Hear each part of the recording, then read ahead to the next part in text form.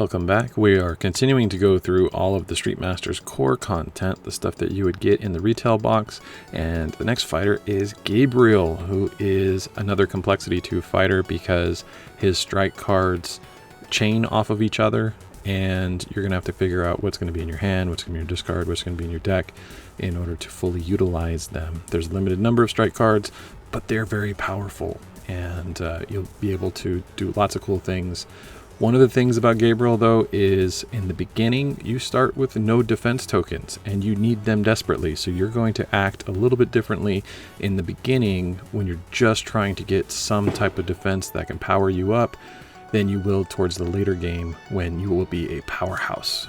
Looking at the normal side of the card for Gabriel, you can see he has 15 health, which is only 75% of what Kyoryu's health is, so it's a little on the low side, and he takes a lot to flip. 8 power in order to flip, so it's kind of difficult to get him over on that charge side. Take 2-3 rounds even when things are rolling sweet, then you're going to have a little bit of trouble utilizing that. His basic action is De La Riva Guard. It is an attack for 2, and then you get to gain the defense tokens that were used to block you, so you're able to pick up some tokens pretty quickly from minions, which is nice. And afterwards you may discard one of them to use a strike card. Chances are pretty high that you are not going to be able to defeat a minion with an attack for 2. You would have to roll a bunch of crits or hit somebody who has very low health and no defense. That's difficult to come by. So you're going to be running away from enemies in the beginning of the game. There's a couple of cards that are going to help with that as far as tactics. You're going to use them differently than you would probably use for other fighters, and we'll talk about that in a second. Let's just get the charge side out of the way so we can continue talking about other combinations of cards, because strike cards are going to take a little while to discuss. So on the charge side, we have the Barambolo attack. It's also a grapple attack, and it is going to have 3 dice targeting each enemy engaged with you. So this is an area attack, but you have to be close up. Afterwards, you can move to get yourself out of range, which is nice, and play up to 2 strike cards at any time during the movement, which includes beforehand. So if you're doing it before the first one, you'll be able to do a couple attacks and then continue to move or hit a couple enemies on the way. That's all very, very nice to have, but it doesn't give you any additional bonuses. It's just this attack. So I would say if you flip over to this side, cool, but there's no real incentive to stay on the charge side. Use it up whenever you feel like. The first tactic we should discuss is the Gracie Master. As you can see, it does not have a star, so you can put all 3 out at the same time. The effect that it gives is you can convert damage to any type, from any type to general damage. The reason why you would do this, if you're trying to get rid of defense tokens. Sometimes his cards are going to affect enemies that have no defense differently, and you may want to, let's say, exhaust an enemy rather than kill them, so that you won't get hit by them because you don't have enough damage to be able to fully defeat them that round. So that's one of the things you can think about. Maybe you just want to be able to get rid of that damage, and that will be cool.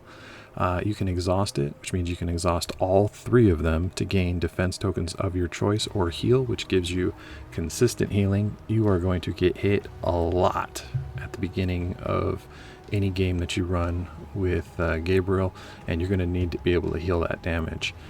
2 tokens of your choice if you are engaged, which is great to have. 3 to 6 defense tokens on each round. After the 3rd or 4th round, theoretically, is the earliest you will be able to make this happen, but being able to make that consistent increase in defense tokens is going to keep you alive, and being able to trade it off for heals will help you definitely make it to the end of the game. Next up, we have Ground Fighter, and it is a starred card, which means you can only play 1 at a time. At the beginning of your turn, you can gain a defense from an enemy engaged with you. This is important later on, but in the beginning, you're probably not going to be engaged with too many enemies, so it doesn't really help you that much. If you are engaged, you can exhaust it to return a strike card from your discard pile back to your hand. But early game, you probably haven't played that many strike cards. And I'm making sure to separate out early from middle and late game with this card. That feint though, 4 random defense tokens. If you played this card, feinted, and then did the defend action, on your first turn, you could have 6 defense tokens. And that's huge because the beginning enemies aren't going to do a lot of damage to you. And that will really help you be able to get your cards together and your other stuff out there. So I would suggest in the very beginning with Ground Fighter, dump it, feint it, and just wait for it to come back around. Notice it is not a strike card. A lot of the other fighters that are out there will have their tactics being separately named. For Gabriel, his attack cards are the strike cards, so you're going to have to wait until it rolls back around. But it only lets you gain defense tokens from enemies engaged with you, and it only really affects things if you're engaged. So if you were to attack somebody with a strike card, they're going to go away, which means you're no longer engaged, and you wouldn't be able to return the strike card back to your hand. So you're going to either have to use the exhaust before you attack to get a strike card you already used, or have to hit a bunch of enemies at once and be engaged with multiple enemies at once in order to utilize this card. So it seems really cool, but I think it's more important at the beginning to use that feint, and then through the mid and late game it'll get more useful. Then finally, for his tactic, he has a wrist lock, which is also a starred card, so you can only have one out at a time, and you can exhaust it to exhaust a minion engaged with you if they have no defense. Like I said, you may not want to do damage. You may want to do general damage in order to reduce the amount of defense tokens, so you can use this exhaust effect. It also lets you heal 1 damage. It is and exhaust to do blank and heal, not then heal or heal and. I think you need to be engaged with a minion that has no defense tokens in order to heal the 1 damage. So if you want to argue one way or another, I'm pretty sure it is an and situation. The action lets you play a strike card, which is converting your action into a card action. That's cool. Or you can let it draw a card if you think that you're low on strike cards, then you can pull some out, so that's helpful. And the feint, you can deal 2 direct damage to an enemy, and if you defeat it, you get to keep it in play. Well, no, I'm sorry, this is not the one you get to keep in play. This one, you get the defense tokens remaining on that enemy's card. This is very situational. If you've done direct damage and somehow managed to, I don't know, or maybe you did a bunch of grapple damage and you left all the punch and kick damage on a character and they're ready to get taken out, then maybe this is useful. It's very, very situational. I don't think there's going to be too many opportunities where you're going to need to feint, or it's going to be worth it to feint rather than have the ability to exhaust a minion for basically almost no cost. You don't, as long as you can get rid of whatever starting tokens they've got. Usually they only have like 2 or 3 defense tokens, so you only have to do 2 or 3 damage, and then you'll be able to exhaust them and keep them out of your hair and the thread area. Yeah. One thing to notice, it says minion, so you can't use it on a boss, and I don't think you can use it on rivals because rivals never say minion on the bottom, and all the stuff that is a minion says minion. So just be careful when you try to figure out when you're going to use it. You might not be able to use it on that enemy. If it said enemy, then you could use it on all those folks, but it says minion. Then we'll start talking about his ability cards, which are, again, not strike cards. We'll get to that at the end. This is Back Alley Baiana. That's how I'm going to pronounce it, but if you pronounce it a different way, as long as you're from Brazil and you know how it's pronounced, great. But to me, it's a Baiana. Anyway, remove an enemy adjacent to you from the map, so that's someone you're engaged with, and move up to 3 spaces. So the enemy is removed, and then you are going to perform a move. So you have to be able to get there. but then you place the removed enemy in an empty space adjacent to you. So it's as if you did a spear. You ran at them and you picked them up, and now you're dropping them somewhere that's near you. They're going to get 3 general damage, gaining each defense token used to block that damage. So it's a great way to pick up 3 defense, and then you can probably exhaust them, right? Because they won't have any defense tokens usually. It's a great 1-card combination to be able to use that wrist lock with this back alley Baiana. Then we have another ability. This is the back mount step. So you have to be using another fighter in order to use this. So if you don't have an ally and if you don't have a second, you're going to have a hard time. And what this allows you to do, or allows them to do, is if you're both engaged with an enemy, you're close together, and you probably should be. If you're playing with another fighter, then there should be some synergies, and usually that requires to be within a certain range. They may get an extra attack. If they had any bonuses to their attacks, that will apply here as well, because it is still their attack, and they're going to target the enemy that's engaged with both of you and deal direct damage. So if you're with somebody that is able to do massive amounts of damage, but they only have one specific type, then you're going to be able to hold that enemy down and open them up for direct damage. If they're the boss, oh man, this combo against the boss is amazing, because you're just going to get through all of the defense they've been building up and smack them around. So if you did not have another player with you, or you didn't want to use the top ability, you can go to the second one, in which case you can gain 3 defense tokens from an enemy that you're engaged with and draw a card and play a strike card. So you gain from this, like you could have used your card action to play a strike card. So you gain an additional card and up to 3 defense tokens, and take 3 defense tokens away from somebody. This is pretty good at whittling down a highly defended enemy and making it so that you can get in and use something like wrist lock or fully defeat them, which is pretty nice. All right, this is where we get to the meat and potatoes of Gabriel. This is the Hammer Fist Hold. This is his first attack strike card that we're going to talk about. It is a grapple attack, and you gain a defense token from an enemy engaged with you, then you attack, but it's only for 1. Okay. If you had anything else to modify it, it would be great. But otherwise, what you're going to be doing is a bunch of little attacks that end up chaining together. So you can discard a power, or choose 1 strike card from your discard pile to add to your hand and play a discard. So I would say discard the power, because you're not really gaining a terrible amount from the charge side. It's hard to get to. And you're going to do a lot more by chaining different strikes together than you will by utilizing the power.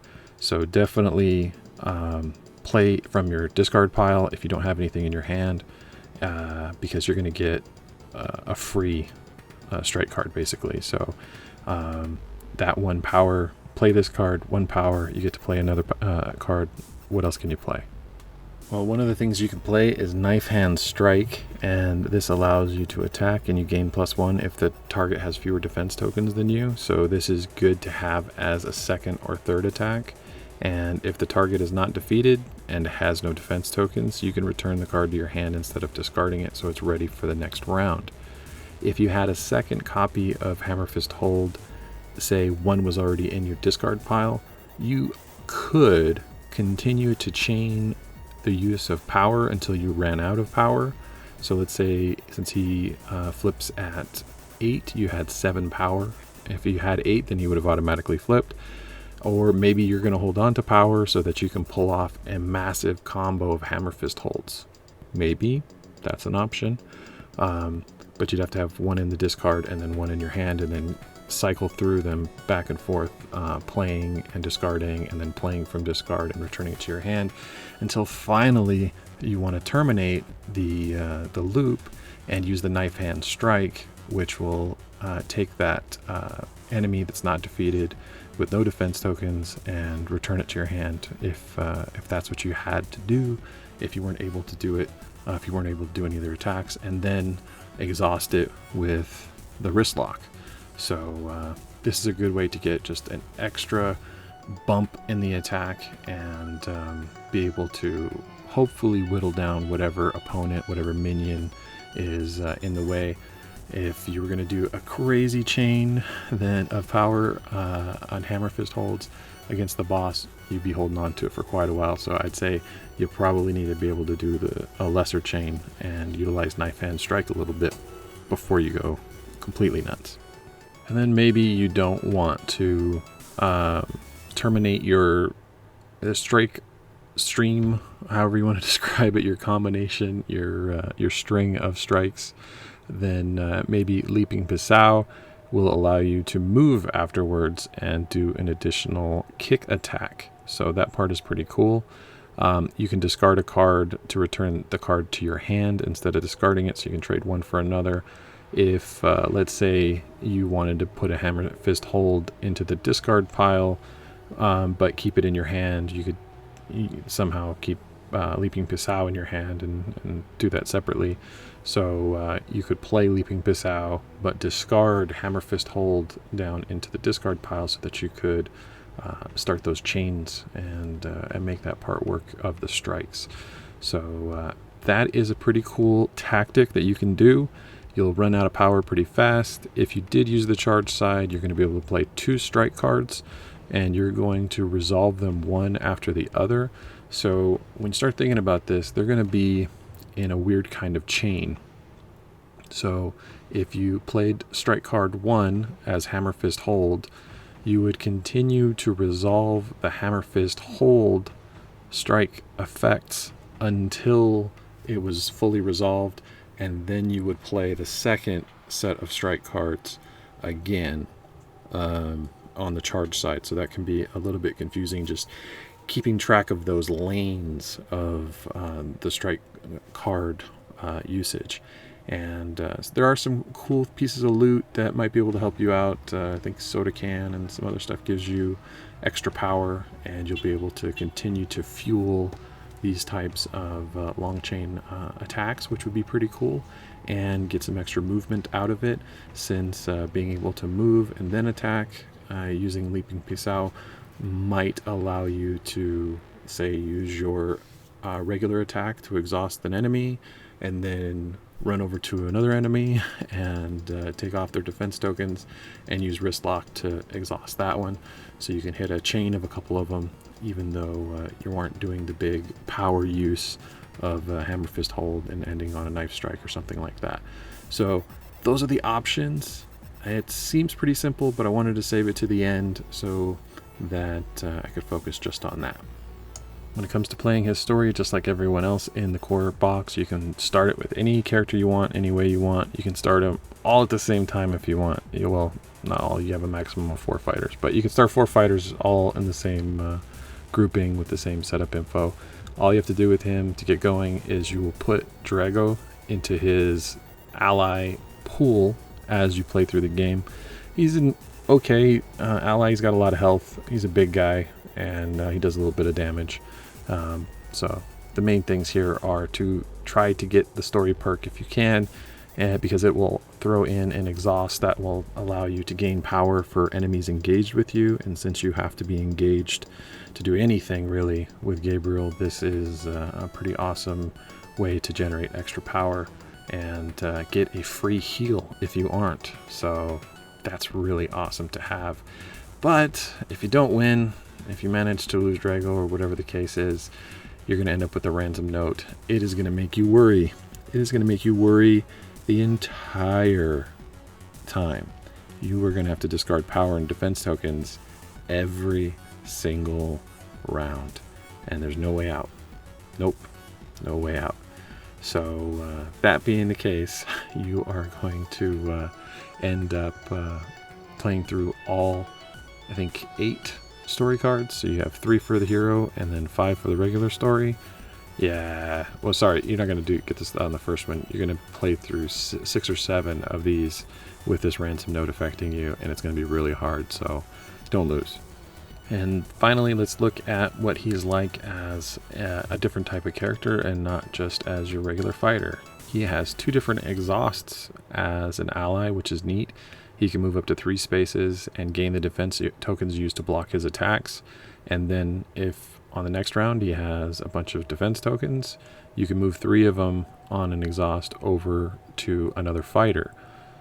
There's no range on this, so as long as he has them, he'll be able to move them over and help somebody out.